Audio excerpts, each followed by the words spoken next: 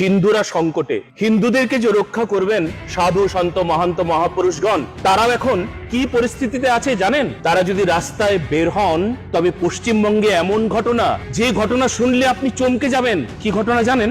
এনারা গাড়িতে করে যাচ্ছে, আর এনাদেরকে হত্যা করবার জন্য কি করা হচ্ছে জানেন? এনাদের নিজের মুখ থেকে শুনুন, আর শুনবার পর চমকে উঠুন, গর্জে উঠুন, প্রতিবাদী হন, প্রতিরোধ করুন। আর এইবার যদি প্রতিরোধ না করেছেন, তবে সমূহ বিপদ। বাংলাদেশ হতে চলেছে পাকিস্তান দুয়ারে দাঁড়িয়ে, দুয়ারে সুবিধা নিয়ে কে দাঁড়িয়ে, আপনারা শুনুন। মহারাজজি, সেই দিনের ঘটনা আপনি একটু বলুন তো, সেই দিন কি হয়েছিল? আপনাদের যে ভয়ঙ্কর অভিজ্ঞতার কথা আপনারা একটু দয়া করে বলুন। আমি ভক্তি উজ্জ্বল ত্রিবিক্রম মহারাজ, আমার পাশেই ভক্তি বেদান্ত পুরী মহারাজ, আমার পাশে ভক্তি তৎপর মহারাজ। আমরা কাঁচরাপাড়া প্রোগ্রাম সেরে আমরা আমাদের মারুতি গাড়িতে আমরা উঠে আমরা রওনা দিয়েছি আমাদের মায়াপুরে আসার। তো রানাঘাট পার হওয়ার পর আমরা কিছু ডাম্পার গাড়ি দেখতে পেলাম, যারা 12-13 চাকার গাড়ি, নতুন গাড়ি, জয় বাংলা লেখা রয়েছে গাড়িতে। কি লেখা আছে? জয় বাংলা। অর্থাৎ মমতা ব্যানার্জি তিনি জয় বাংলা স্লোগান দেন, সেই গাড়ি রয়েছে। তো আমরা পার হয়ে আসছি, ডাম্পার গুলো আমাদের দেখে সেই ডাম্পার গুলো সাইড দিয়ে গিয়ে দুই পাশ দিয়ে গিয়ে এগিয়ে গেল।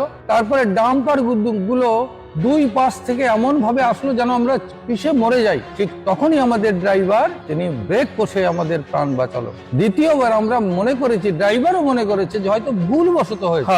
দ্বিতীয়বার আমরা যখন আবার এগোচ্ছি, সেই ডাম্পার গুলোই আবার করে এবার এসছে। তখনও আমরা ওইরকম ভাবে বেঁচে একটা কোনো ক্রসিং এর ওখানে গাড়ি সব থেমে গেছে। তখন আমাদের ড্রাইভার দৌড়ে গেছে, তোমরা এটা কেন করছো? তোমরা কি ভুল করে করছো? আমাদের সাধুরে রয়েছে, তারা মারা যাবে। বলে আমরা তো মারার জন্যই আমরা করেছি। শুনেছেন?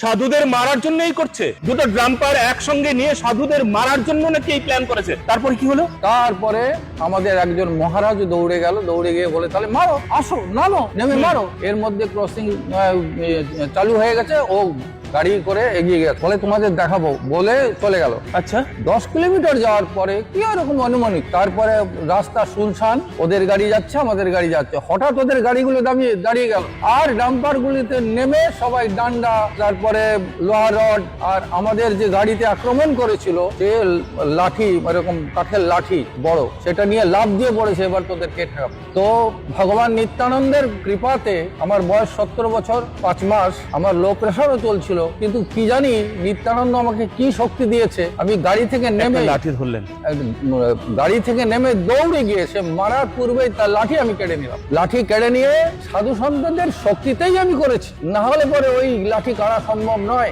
আর ওরাও লাঠি নিয়ে আসছিল, এমন সময় প্যাসেঞ্জার যারা গাড়িতে মোটর সাইকেল হোক এমনি যাতায়াত করছে, তারা ছুটে এসছে, মহারাজ আপনাদের কি হয়েছে? সাধুদের আমরা মারতে দেবো না, কি হয়েছে? তখন আমরা যখন ঘটনাটা বললাম, তখন বলছে এ তো মমতার গাড়ি, এই জয় বাংলা লেখা রয়েছে, তোরা মারতে এসেছিস, আজকে আমরা আছি, তোদের কেউ মারতে পারবি না, আপনারা গাড়িতে উঠুন তো আমরা দেখবো। তখন ওরা ডাম্পারে উঠে পালিয়ে যায়। মহারাজকে বলেছিলাম তখন যে পরিস্থিতি হয়েছে যে আপনি নাম্বারটা নিন, তখন আর উনিও কি করবে, তখন পরিস্থিতি একটা ভয়ঙ্কর ভীতির একটা জায়গা ছিল যেখানে, যাই হোক ভগবান নিত্যানন্দের কৃপায় আমরা প্রাণে বেঁচে গেলাম। আপনারা শুনুন, এইভাবেই যদি সাধু সন্তকে এমন করে দিনের বেলা যদি হত্যার ব্যবস্থা করা হয়, তাহলে সেই পশ্চিমবঙ্গে আমরা বাস করছি। এইবার আপনারা বলুন আপনাদের কি করা উচিত। আপনারা গর্জে উঠুন, আপনারা সিদ্ধান্ত নিন, আপনারা বাঁচান, আপনারা বাঁচুন। বাঁচবো কেন?